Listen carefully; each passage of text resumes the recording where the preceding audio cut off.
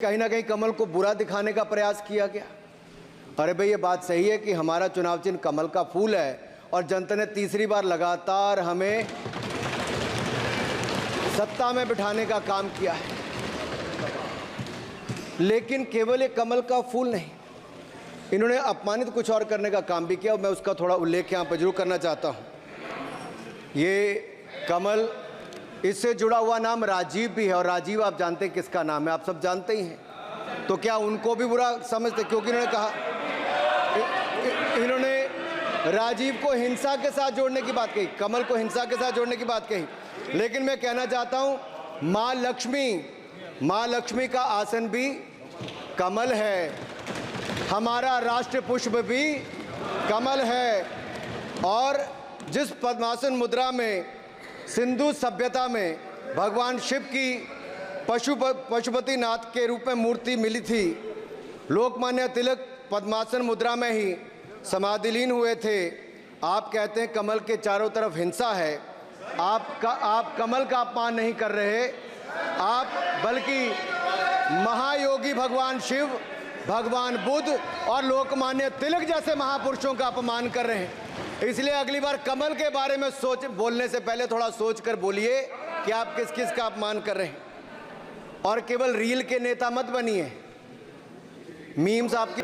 पहला कांग्रेस, सर नाम लेने के लिए मना किया, मैं दूसरी तरह से बोलता हूं। पहला कांग्रेस, दूसरे पहले प्रधानमंत्री एनजी, फिर तीसरा किरदार आईजी पूर्व प्रधानमंत्री, चौथा RG1 उस समय के प्रधानमंत्री, पांचवा SG, छठवां RG2 और सातवां आप सब जानते ही हैं। आप समझदार हैं, समझ गए होंगे। सर पहले चक्रव्यूह ने देश को विभाजन कराया, पहले चक्रव्यूह ने देश का विभाजन करवाया और दूसरे जो NG, उन्होंने देश को कश्मीर की समस्या दी और चीनियों को भारत की भूमि सौगात में दी, चीनियों को भारत भूमि सौगात में दी। सर तीसरे चक्रव्यूह आईजी ने, पूर्व प्रधानमंत्री आईजी ने देश को आपातकाल दिया, इमरजेंसी दी और पंजाब में अशांति दी। चौथे जो RG1 है, RG1 ने बोफोर्स दिया और सिखों का निस्सहार किया। पांचवें जो ऐसी हैं, उन्होंने सनातन धर्म परंपरा के प्रति नफरत का नैरेटिव बनाया, 12 लाख के करोड़ के घोटालों को संरक्षण प्रदान किया, देश की आर्थिक अर्थव्यवस्था को भंवर जाल में फंसाया। और छठे ठहरे आप, जिन्होंने पिछले 15 सालों में देश की राजनीति, संसदीय परंपरा और संस्कृति को इतना नुकसान पहुंचाया जितने कि ये बाकी 6 मिलकर चक्रव्यूह एक साथ मिलकर भी नहीं कर पाए। और रही 7वीं, उनका मैं नाम नहीं लूंगा, मैं इतना ही कहूंगा सभापति जी, 7 चक्रव्यूह ने मिलकर देश को गरीबी, भूखमरी, आतंकवाद, कट्टरवाद जैसे अनगिनत दुष्चक्रों में फंसा दिया था। देश को हमने इन आपके दुष्चक्रों से बचाया है, आजाद कराया और माननीय प्रधानमंत्री मोदी जी के नेतृत्व में विकास रथ को आगे बढ़ाया। आज दुनिया में भारत को 5वीं बड़ी अर्थव्यवस्था बनाया, अपेक्षा की जा सकती है। मैं पूछना चाहता हूं, हलवा किसको मिला? मैं पूछता हूं, हलवा किसको मिला? राहुल जी बताइए, हलवे की बात की थी, जीभ घोटाले का हलवा किसने खाया? बोफोर्स घोटाले का हलवा किसने खाया? अंतरिक्ष देवास घोटाले का हलवा किसने खाया? नेशनल हेराल्ड के घोटाले का हलवा किसने खाया? सबमरीन घोटाले का हलवा किसने खाया? अगस्ता वेस्टलैंड घोटाले का हलवा किसने खाया? 2G स्कैम हलवा किसने खाया? कॉमनवेल्थ स्कैम का हलवा किसने खाया? कोयला घोटाले का हलवा किसने खाया? वाल्मीकि योजना घोटाले का हलवा किसने खाया? चारा घोटाले का हलवा किसने खाया? यूरिया स्कैम का हलवा किसने खाया?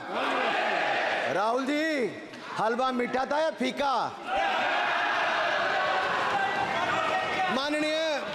माननीय सभापति जी, कुछ लोग ओबीसी की बात करते हैं। मैं ये कहता हूं, इनके लिए ओबीसी है।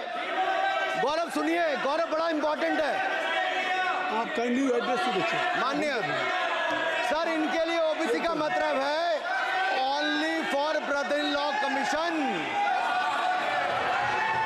Only for brother in law commission.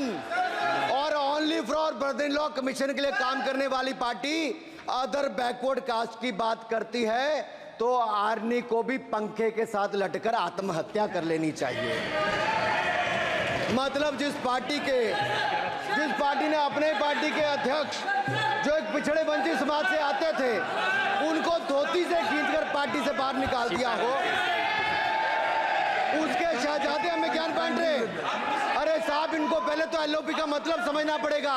ये लीडर ऑफ प्रोपेगेंडा नहीं, लीडर ऑफ ऑपोजिशन है। सर, ओबीसी की बात जनगणना की बात बहुत की जाती है। माननीय सभापति जी, जिसकी जात का पता नहीं वो गन्ना की बात करता है।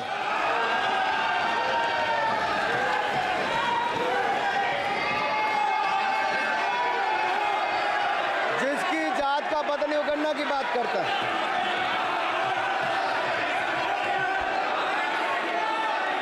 बोलने का मन क्या था? स्पीकर सर, सर माइक नहीं सर, एक मिनट, माइक यहाँ से नहीं जाता। स्पीकर सर, मैं नाम जो ले भी लूंगा, माइक आ जाएगा। स्पीकर सर, जो भी इस देश में दलितों की, आदिवासियों की, पिछड़ों की बात उठाता है, जो भी उनके लिए लड़ता है, उसको गाली खाना ही पड़ता है।